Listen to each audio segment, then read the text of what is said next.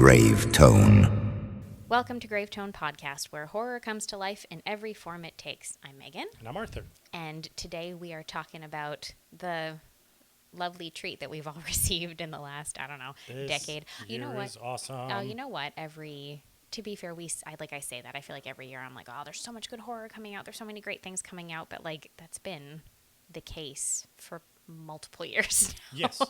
Every year has something great. Yes. And it is usually better than the other. Yeah. But this year is extra. I mean, look, you know what? It's true that we're seeing a lovely uptick in, I don't want to call it highbrow or lowbrow, that kind of thing necessarily. We're just seeing an uptick in maybe the level of appreciation that people are having for horror. That maybe more. I mean in the mainstream, in the people who don't necessarily watch a lot of genre film.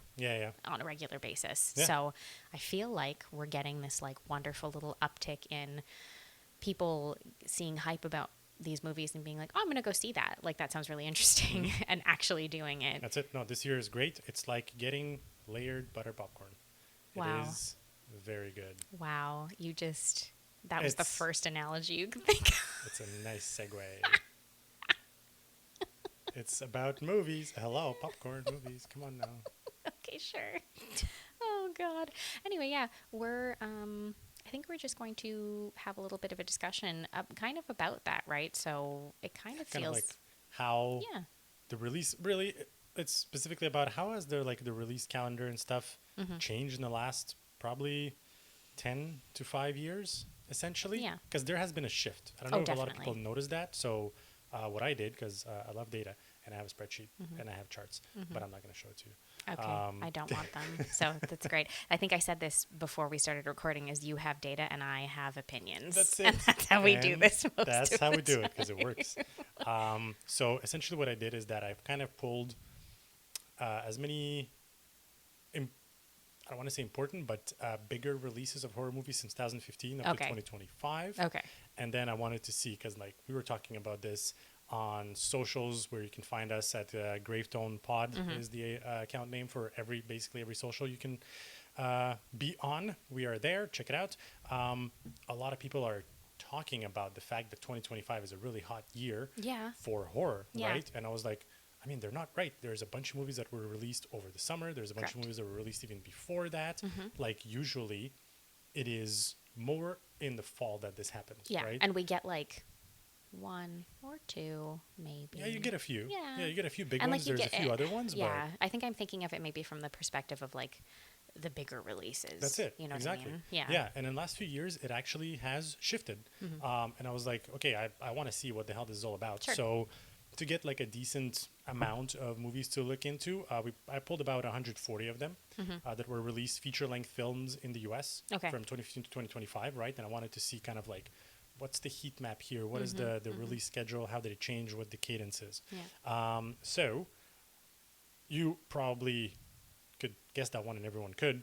What is the hottest month for horror movie releases in the year? Yes, of course. I'm sure much of the time it's in October, right? An October release will bring in the crowds. Exactly. So yes. So it is definitely October. That is number one. But it kind of comes with a bit of a twist.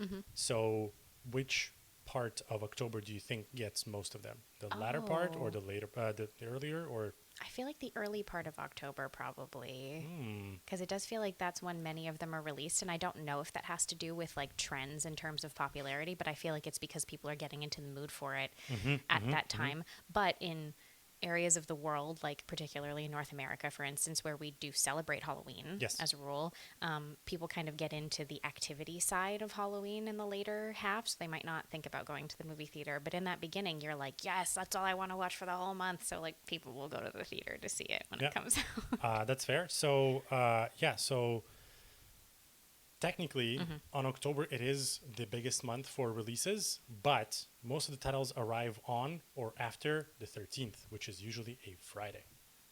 Oh, I see. Yeah. Okay, that's why. So there's a thing there with the whole Friday, Friday the 13th releases. It's basically free marketing. We need to do an movies, episode at some point about the idea of Friday the 13th being a cursed day. We need to do something about that we should. Some point. Definitely. I think it's a great day. Yeah. But yeah, so that's it. So most of October movies um, actually is on or after the 13th, Yeah. right? Okay. And because it's a Friday, also it is most of those movies are usually dropped on a Friday in general. Of course, like I don't think we should necessarily discuss like, oh, why is it on a Friday, not the other day of the week? Because it's the weekend and Because people are it's the going to watch weekend it, and people right? are going to go to the movie Yeah, theater. Yeah, I exactly. don't think So we need to be smart no, to know. exactly. So that makes a lot of sense. Although there are some movies that have dropped in the middle of the week, which worked for Yeah, them. on But occasion. anyways, what do you think is kind of like the runner-up month after October? Oh, okay, so I want to say that it's sometime during the summer, Mm-hmm. Mm-hmm. but I don't know if it's July or August. July, maybe? Pick it. July? July. You are correct. Wow. That God. is July. Yeah. So the next month is actually July, like you said. There is.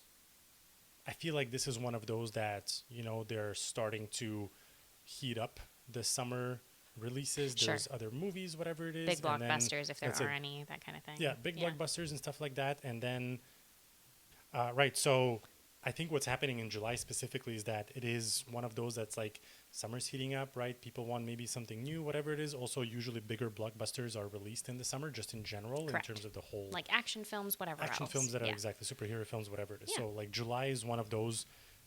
I feel like it's a precursor to fall, right? They do a couple in July, August, and then we're into September, and then you're into October, which is the big month. And we drop, do definitely get like a few horror releases certain years in September as well. So, Yeah. but also, I mean, summer horror is really popular. It's always popular. That's it, exactly. So summer horror, a lot of it is usually summer slashers in a sense. 100%, right? yeah. That's it. So like, there is. Well, we just saw I Know What You Did Last Summer. I know it should last summer. Yeah. The Fear Street weekly releases were in July. True. The first Purge was on Wednesday, July 4th. Oh, that makes sense. Apparently, Midsummer was also in July. It had to have been given the tone of that film. I know, right? Exactly. That's it. So it makes sense. Yeah. So July is kind of the second one, and then what would you say is the third most popular one? Oh my God. That one's kind of tough. Oh, I almost want to say it's like Christmas or something, like December, because there's like a thematic like Christmas horror movie that will come out, but I genuinely am not sure. Okay, I mean you're not far. It's Okay. actually Jan. It's January. Yeah, Okay. it is January, and the most quiet months are actually November, December. Oh, okay. In terms of releases. Okay. Yeah. So I think it makes a lot of sense if you think about it, right? So there's usually huge movies that are either like winter themed. There's usually also like kids animation that dropped in November, December. True. There's always like a big Christmas family release. That's a big Christmas family. I feel like a lot of the Marvel stuff used to also drop somewhere around that time. Yes, correct. Yeah. Like I know they switched a little bit into summer now, but that's a whole different change that's happening. So like, yeah, I feel like they don't want to compete with just huge Yeah, movies it's like possible. this, and so they're putting it in Jan. Yeah, It's so, yeah, you know what? It's true. We do tend to get like a funny little boost at the beginning of a new year where we'll suddenly be like, oh, look, like, this is out kind of thing. Like, what did we see in January of this year? We went to see the new Wolfman movie. Yep. I think it was either January or early February. We saw Companion, which was really fun. Yes, it was Companion. That's it. Yeah. We saw like 2 or 3 in a row, I think, and they all came out kind of within that same month-long period. Yeah. So. Yeah, that's it. So yeah, Jan is one of those quiet months, right? So if we go back to kind of October, I guess, would you say that like late October is kind of like oversaturated in terms of movies? Maybe. And do you think it hurts smaller titles or just smaller movie releases? Because like they release something on October 13th, it's going to be in the movies for like 3 weeks. Yeah, that's the thing. You know what I mean? I feel like it could potentially be detrimental, but also we live in a different world now, so it's possible that if there are streaming releases, they'll still do really well. Like those will be saved. You know what I mean? Like theatrical releases, I could see there being an oversaturation problem. Yeah. But streaming releases, I feel, could do really well in the latter half of October because people are at home, they're having Halloween parties, they're, whatever, like chilling and just like in the vibe of it, and they just put those things on because it is that time of year. Yeah, that's fair. I think that makes a lot of sense. But the whole streaming thing and things are just going into streaming services a little bit more faster nowadays. True. You know, that's the thing. Oh, much except, more quickly. Remember when it used to take like 6 months for something to be available to rent or buy? Oh, so after it came out in forever. theaters, I mean, yeah. Yeah, forever. The only thing that is not following that pattern is Mission Impossible because it took like 2 months just to get it on streaming. And Yeah. it was basically released this week. Jesus. Yeah, something like that. They yeah, like that's it. milked the crap out of that I'm movie. not surprised though. It's always, I feel like it's going to be the big actiony blockbuster garbage is going to be the stuff that they're Garbage. like, It was a great come movie. on. Oh yeah, sure. I liked yeah. it. It's a laugh riot, I'm sure, but those are going to be the kinds of things that they still try to like stretch out. Like those still take a while to get onto streaming. Yeah. I mean, yeah, because from what as far as I know, the Mission Impossible thing was still playing in the movies. Yeah, it still of, had like, some. last week. Yeah, I think in our area it still had some showings, and we were like, wow. Yeah. when it that's came out, what, May? It's yes. Yeah. Yeah. It's wild. Wow. Yeah. Yeah. So, anyways, that's pretty crazy. But it is also Jan. I was also kind of surprised when I looked at this data. I was like, oh man, Jan. But when you think about it, like when you think about like how many makes movies do we sense. see at the beginning of the year that are kind of like in the genre that we enjoy? Yeah, we do tend to see a lot in that for sort of first half or first quarter, I should say, of the year. We do. Yeah. Yeah. Yeah, that's it.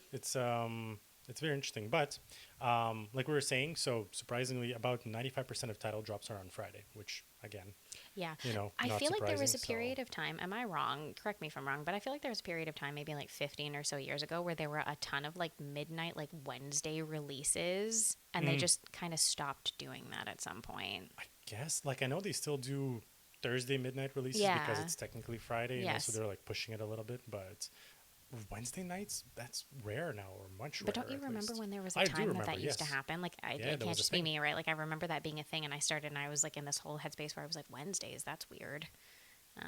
And I get it, it was technically Thursday, but yeah, it was really strange. Yeah. But we've also seen a few things that happen over the years, and I think that one's a little bit, like, it makes a little bit more sense. So, like, 2015 was a lot in terms of releases. You know, there was a Okay. big amount. 2016 to 19 stabilized a little bit. 20 to 21, there was a dip. Okay. You know, there was the whole pandemic thing happened and everything. 2023 as well. I mean, yeah. And then 2024 started to rebound. So when I was looking at this, I was like, okay, well, this definitely has something to do with the pandemic and thing. Part of it but does, yeah. well, I mean, definitely because, you know, people couldn't go anywhere. Productions or were whatever shut it is, down as well. Like, everything there was was shut only, down. yeah. But I feel like after the pandemic, Mm-hmm.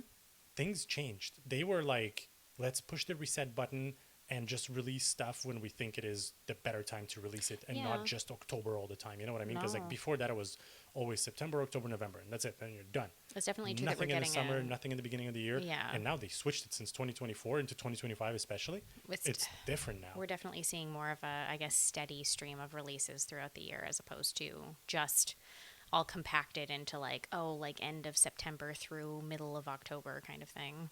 Yeah, that's it. And like, I feel like there's also kind of the whole, you know, rise of streaming and everything. Like big theatrical releases, they have to compete because streaming can release Yeah, it it's true. Whenever they want to. and people Whenever will they just want watch to. it because you can watch it now, you can watch it in 2 years from now. You know Yep. what I mean? Yep. So yeah, I feel like it has something to do with it, and it's probably widens the kind of acceptable quote unquote yeah. window for horror. You know what I Oh, mean? that makes a ton of sense. I'm sure that that has a lot to do with it because there are so many more options for filmmakers of all genres Yeah. with the advent of streaming and with how big it's become. And also post-pandemic too plays a part of it because people didn't go to the theater for so long that for a lot of folks, it took a very long time. Some people have just like stopped going to the movies because it's just something that they kind of fell out of the habit of doing and they've never really gotten back into the swing of it. Yeah, Yeah. that's true. I agree. But, you know, speaking of, like you mentioned, the writers and the producers and everything, especially this year, I feel like there is more muscle to it this time around. You know what I mean? Like, we have indie ones that are getting released. I mean, yeah. We have big ones that are doing crazy things like the Barbarian. What's his name? Zach Kreger. Zach Kreger. He's becoming big. Well, right? with the release of Weapons got a ton of hype. Yeah. So I think this is like people were, I think overall it was just like a quieter, I think more surprising, like slow burn release for people when Barbarian came out because a lot of folks, especially genre people, hadn't really seen Zach Kreger stuff before. I think he did Yeah, a lot of that's it. comedy before. Oh, So interesting. I most didn't know people, that. myself Okay. included, most people like Barbarian was the first film of his that I had ever Yeah, seen. same, And same. I think he'd done like some television episodes, things like that. so release like Barbarian crept up on people, and then they watched it and they were like, oh, this is quite good. Like, Yeah, this is yeah, a yeah. good film. Like, we really enjoyed it when we saw it. I'm sure not everybody does, and I had some things with it that I was like, man, I don't really love this, but It was so much fun though. yeah, but as a rule, like, I really enjoyed the film. So I think because of that too, but it was like a slow burn. It was a bit of like a sleeper hit. Nobody really saw it coming, and then it got a good amount of traction, but a little bit later. Yeah. So I think because of that, and because of the hype that was built, it helped to kind of build the hype train for Weapons ahead of time this time, Yeah, it's true. which really has helped it, because like the box office take has been like pretty incredible. Yeah, I think it did something last number I checked. I think it was like 150 mil or something Crazy. like that after the first weekend or the first couple of days of That's it being nuts. released. That's crazy. massive for a horror release. Yeah, Massive. that's it. It's massive. I think it is the biggest one so far, if I remember correctly. Maybe, yeah. Yeah, that's it. And then you have kind of like all the other ones that are still doing big things. So, okay, yeah. So I feel like this is actually something, and this is where like your data versus my opinions come into play. But like, I feel like a lot of the reason that we're seeing this in more recent years too is because of the types of filmmakers who are coming into the horror and genre space, who are bold and who are making these like really interesting, very original stories.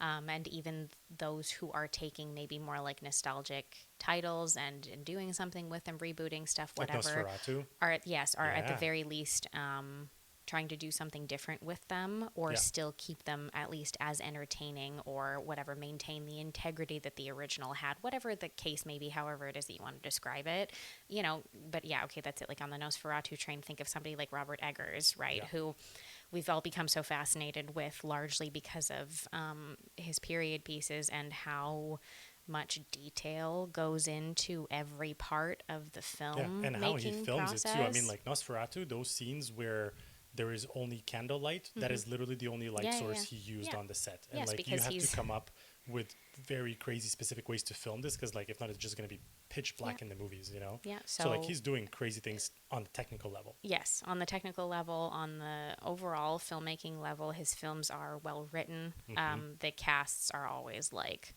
really good. Like, people tend to like knock it out of the park in his films as a rule. They're very atmospheric, which I feel lends themselves to a lot of his stuff very well, because much of it is almost gothic in tone, because they're definitely. set at different time periods and things like that, so they kind of carry that type of, I don't know, feel to them, I guess. Because if you think of things like Nosferatu, of The Witch, The Northmen, am I thinking of The Lighthouse? Like, a lot of them have that kind of weird They do. tone to them. And I feel like because of the way he makes it, with kind of like with the lighting thing that I mentioned and the costumes and everything, like he makes them as close as possible to what it would have been back in the days. That's the goal, yeah. So like it looks authentic. Yes, Right? Like that's it the looks goal, right? real, is to, and you can see it on the screen. to get, as authentic as possible. That's it. And let's see, who else we can take, like, obviously, like we said, Zach Kreger is getting a lot of kind of love and stuff like that now, but even like people who've been around maybe for a little bit longer, but are delivering as a rule just like a lot of really good types of things. I mean, obviously, okay, so Jordan Peele's like in his own category because he's an incredible filmmaker, and I think that most people... And he's always doing original stuff. Which is great. Yeah, that's it. And they're fascinating because it's just an idea as a rule that I've not seen before. And I know that, like, with... You can take something like socio sort of culturally, like obviously something like Get Out was so outstanding because of the conversation that it started about things. But even in terms of like an idea, something like Us and like Nope, I have never seen some sort of vague extraterrestrial but not really alien film that kind of plays out the way that Nope does. Yeah, that's it. And stylistically looks the way that Nope does. Like, it's fascinating to watch his films, and you always come away with like these really interesting, like sometimes you just want to be entertained when you're watching a film. You just want to have a good time with it. But I feel like Jordan Peele manages to toe that line between I am genuinely entertained and it's fun, but I come away from his movies, and the more that I think about them, the more pieces that I find of them, the more themes, the more layers that there are to it, and it's fascinating. But even folks who have, that's it, like, who've maybe been around for a few more years now in the grand scheme of things, Mike Flanagan is an icon of I mean, at horror this point, yes. filmmaking Yeah, at yeah, this 100%. point, and like, yes, I realize that in the grand scheme of things, he's been making films for a fair bit, but even just in terms of since his popularity has grown in the last like maybe 5-6 years, as much as it has, he's completely established himself. And again, you want atmosphere and tension in your horror, you can Oh, yeah, watch his he's got it. stuff, Yeah, yeah, that's and it. it's there in spades. If you want a lot of the time, not maybe not as much anymore because we've taken like slightly different like lanes with things, but if you want something like you want to go back, and even I'm thinking like early to mid 2000s when we were kind of bored of certain things, like we had a lot of supernatural movies, but a lot of what we were seeing was stuff that was like found footage, maybe like, when Paranormal Activity got really popular and all that kind of stuff. You could still find the occasional filmmaker who would still manage to take something like supernatural horror and at the very least make it interesting to watch, like James Wan, right? Because he was able to take things like The Conjuring and Insidious, especially for me, Insidious anyway is my preferred Yes, of the that was two, in terms of if you're wild. talking somebody who knows how to build good jump scares in his films. James Wan is somebody who is incredibly Yeah. gifted at doing that. There are some such good scares in like particularly the first movie, but even like the first couple of Insidious films just in general, and the way that they kind of play off are so good. And even if you're not huge fans of either of those franchises now, you can still kind of appreciate where they started to an extent, at Yeah, least. definitely. In keeping with him, obviously the Saw franchise obviously is part of that as well, and in keeping on that same vein, someone like Lee Winnell, who's been able to kind of carve out a niche in his own way in the genre that takes, oftentimes at least from what we've seen so far, takes like general sort of like horror itself, but kind of puts like some sort of technological spin on it to an extent. What are his movies? Well, I'm he did that with blanking. Upgrade, Oh my God, which is a so great good. film, and he did that with The Invisible Man Yeah, it's true. as well. That was Yeah, you're something right. that You're right. worked You're right. incredibly well, right?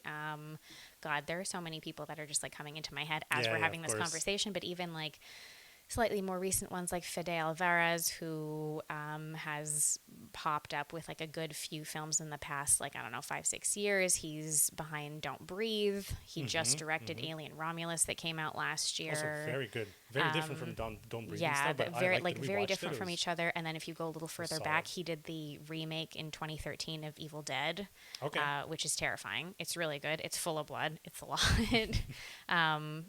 But like people who are Ari Aster, like people who are making these movies. Yeah, him. He's a whole other category as well. I would say If you want to be he. uncomfortable to the point where you're like, I'm laughing because I don't know what else Yeah, to that's do, it. that's That's it. usually why you would watch an Ari Aster film. Yeah, yeah, and I mean his approach is very different because he takes the trauma that he lived through Yes. and puts it on film, Yes. which I He's feel like like he's it like adds Adele in movies. yeah, that's it He's like, exactly. oh, unless He's something Adele of bad's happening in movies. my life, I can't write a film. But if something bad's happening, oh boy, you better believe I can. That's why she only comes out with an album like every 6-7 Yeah, that's it. years. I need to go through heartbreak first.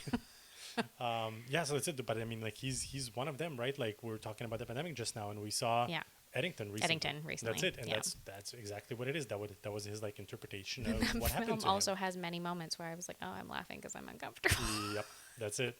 Exactly. And you get that in Midsommar, a little bit less in Hereditary, but you get that in Midsommar. I have not seen Beau is Afraid, but I've heard it's very strange. So, Yeah, all those so kinds of things. Anyway, whatever. There are just like all of these filmmakers who are just able to do this Yeah. now. And I feel like I guess I don't want to say the caliber because there have been a ton of incredible horror filmmakers in the past. Obviously, people like John Carpenter, like Wes Craven, David Cronenberg, Tobe Hooper, like all of these people. But because all of the ideas that those folks touched on were their original ideas at that time, we went through this whole slew after of just rehashing the same Yep. thing over and over again. So it's been really nice to have a lot of these very original voices in the genre. And also, like I said, also folks who are even taking certain properties, pre-existing properties, and in some cases, not all of them are successful, but in some cases really making something good out of them, like Radio Silence doing what they did with the Scream franchise, which Yep. paid off quite true. well for them. And I know we're going to see something totally different with the next one. But you know what I mean? Like being able to revitalize a franchise Yeah. that had kind of died. Like, even I mean, look, people are just annoyed with reboots, Correct. it's too much. So you have to take it in a different way. So if you're going to And do it, you got to really be careful about that's how you're it. going And about so you it. have to go It's hard to do that. in a different way. You have to kind of keep the original also a little bit, but make it different enough, because Yep. then like it's going to be either too much of a reboot or too much of a new movie. So you Yep. kind of have to toe the line there, right? And I think like the horror genre is kind of like a good place to start with this, because like we just said, there is a lot of different filmmakers who have different approaches for it, and they also have their own different takes, Yeah. and they have their original takes on things. Like it makes a difference. Yeah. And I mean, look, we're also, like, we talked about obviously like Fantasia Festival and things like that. We're so lucky that and again, streaming has done a lot of great things for a lot of indie filmmakers and stuff, or people who maybe wouldn't have gotten quite as much of a budget in some cases, which is so nice because it's allowed a lot of either films to be picked up and distributed in the first place. It's allowed for new films to be created and released, and even through platforms like, indie filmmakers doing stuff through like YouTube and things. Like, how do you think the Filippo brothers were able to like have like their Raka Raka channel for like a number of years, is my understanding, and then all of a sudden they were just like, hey, here, we've written and directed this film that Talk to Me, which came out of nowhere for most people, and it was fantastic, and now they've had Bring Her Back, and I'm sure that they're working on other stuff as well. So like, just the idea. I'm technically speaking, they're working on Talk to Me too. Oh right, that's right, I forgot that was a thing. And even, again, like, when people can, I don't know, do something fun with something pre-existing. I know this is like a completely side thought here, but on YouTube, if you guys ever feel like watching something that's like same but fun and different in like the Friday the 13th space, watch like different. Yeah, same but different. Watch Don't Hike Alone, like Don't Hike Alone, Don't Hike Alone 2, and Don't Hike in the Snow. Those are such fun, like basically fan-made films. Those are great movies.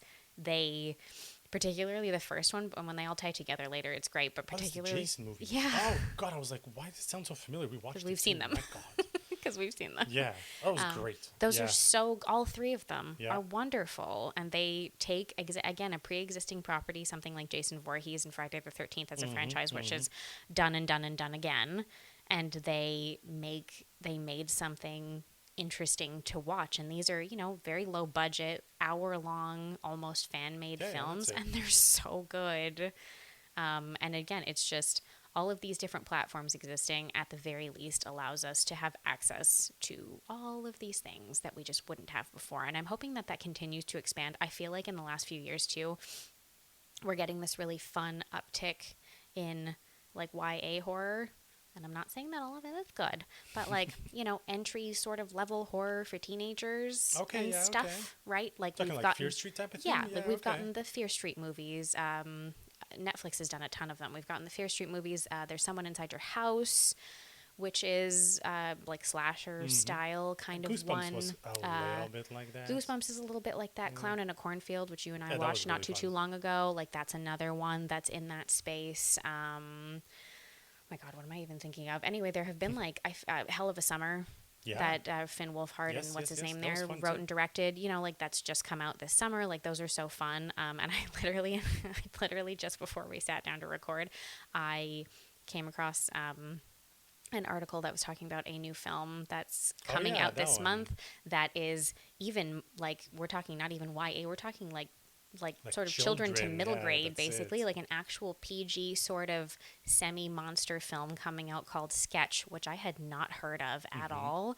I watched the trailer for this. I'm going to show you the trailer after we finish recording. It looks adorable. It's like the kind of like fun, whimsy, still monster movie that's almost genre-ish that you would want to show to your kids by a particular age. When you want to show them like something spooky, but you're like, God damn it, what do I start with? You know what I mean? Yeah. And you're like, you can't go too hardcore with this. Well, you're like, okay, we've already done Nightmare Before Christmas. We've already done like Hocus Pocus and like a few of the other sort of main ones. What else do I do that's maybe also newer? And something that they might want to see with kids that are like their actual age in it and stuff, and not from like a couple of generations back. What do I watch? It's nice. It's really nice to see that this avenue is being opened up now for younger people. Because when you think about it, when you were a kid, those titles that I'm talking about, Nightmare Before Christmas, Corpse Bride, That's It, Hocus Pocus, even a little bit earlier than that, like Monster Squad, like all those types of things. Like Wednesday a little bit, at least the cartoons. Adam's Family. Adam's Family. Yeah, the Adam's Family movies in the 90s, for instance, all of this was like gateway horror for like me, for instance, growing up, right? Like all of these things were like entry level stuff for me that I could more than handle at the age that I was at when I watched them, no problem. But triggered sort of something in me where I was like, I really like the tone of this. Like, I really like the idea of something spooky ooky, but not something that's going to like terrify me completely. You won't be able to sleep afterwards and stuff. Well, that's it. You're not just going to stick your kid in front of the TV and be like, here, like your like 8-year-old or whatever, and be like, here, watch Saw. That feels like a bad idea. If you're going to do an intro, I really like the idea of introducing people, no matter what their age is, to something in the horror genre that I truly feel that they're going to like. I don't like those people who are just like, oh, here, haha, I'm going to put on like the most violent film possible and be like, oh, here you go, and then traumatize someone. If I'm introducing something to like a friend or a family member, gotta go soft with but stuff, I want them to like it because I want them to want to watch more with me. Yeah, and I mean, look, hey, we have a whole episode on it on the horror starter pack. Yeah, go check it out. Yeah, go check that out. Introduce your friends to it. There you go. Just as somebody who's like now actually successfully done it. Yeah, that's it. Yeah, can confirm. Proven track record. Can confirm. Anyway, I guess in closing everything out, I think that yes, horror is on an uptick for sure. Especially this year. And based on what we're seeing in these last few years, but like you said, in like this year with releases getting like a ton of hype and discussion around them, we're only going to see more as time goes on. Yeah. I don't see this going away anytime soon. I think so. Yeah, there's so many things to explore. There's so many like, not IPs, but the subgenres of horror. Yeah. The zombies and the ghost stuff and just other things and like the animal horror, whatever it is. There's a lot to explore. So there's so much. There's something out there for everybody. And finally, there's like actually original ideas coming out of this, love it. Which is like, yes, please, let's do more of this. You know what I mean? Like, take a chance, studios. Yeah, I know, that's it. It's not the filmmakers. There are filmmakers aplenty with 100%. wonderful original ideas out there. It's not them. That's not what we're talking about. It's the studios that are unwilling to do any of these things. And in many other genres that we're seeing right now, all we're seeing is the 17th iteration of Batman or Superman or Spider-Man or something like that, which is okay sometimes. We just watched the new Superman. We great. liked it. It was good. really fun. We really enjoyed it. We liked the cast. We liked everything. But again, it's nice to see something original from time to time. So seriously, A24 and Blumhouse, thank you for taking the first step. And thank you guys for doing these things, having these like great scripts and having these wonderfully made films that are so incredible and have so much to say, and not being like, I had to spend $500 million on this. You were just like, yeah, we did it with 10. Yeah, seriously, like you don't have to launch a space shuttle. Not at all. Money to make a movie. No. You make it for 10, 20, 30 mil and it's fine. And it's incredible oftentimes. And if it's Get Out, it gets nominated for an Oscar or several Oscars. So, yeah. Think about that. Anyway, I think that wraps it up for us basically for this week. We'll be coming at you next time with a little something to do with that most wonderful time of the year, back to school season, which is like a horror season in and of itself for a lot of season, whether you're a student or a teacher, I'm sure. Everyone's still traumatized forever. Yeah. Anyway, in the meantime, feel free to follow us on all of our socials. So Instagram, TikTok, Threads, Blue Sky, search for Gravetone Pod, and you will find us there. Yeah.